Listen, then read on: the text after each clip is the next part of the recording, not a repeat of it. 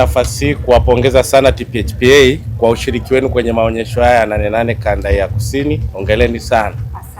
Hongereni sana kwa ushiriki, ni jambo kubwa sana, lakini wapongeze kama ambavyo Mheshimiwa Mkuu wa Wilaya Lindi amesema, mmekuwa mkishirikiana na wadau wengine kama timu kuhakikisha kwamba shughuli hii katika tasnia yote ya kilimo mnakuwa kama kitu kimoja, kuhakikisha kwamba malengo yale kama ambayo tumewekewa na serikali yanaweza kufikiwa.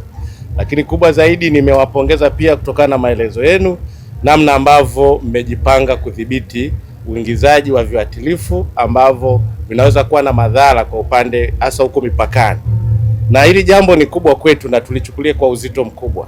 Kutokana na mabadiliko ya hivi sasa, mmeona hata wakulima wetu, upaliliaji na vyote imekuwa vikitegemea sana madawa. Na wakulima wengi kwa kukosa elimu ya kutosha au uelewa kuhusu namna utumizi wa viuatilifu na madawa, wamekuwa wakiunguza mazao yao. Kwa hiyo mna jukumu kubwa sana, hasa kipindi hiki chenye mabadiliko mengi kwenye sekta ya kilimo.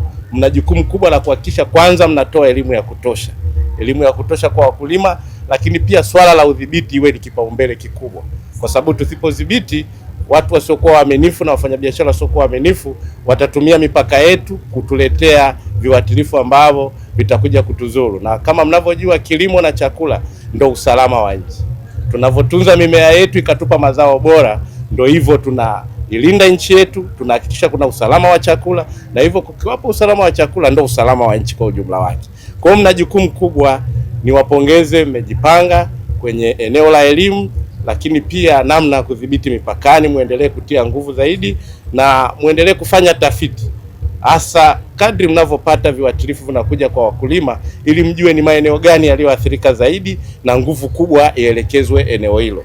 Lakini nilichowafurahia zaidi ni namna pia ya kuwalinda wakulima.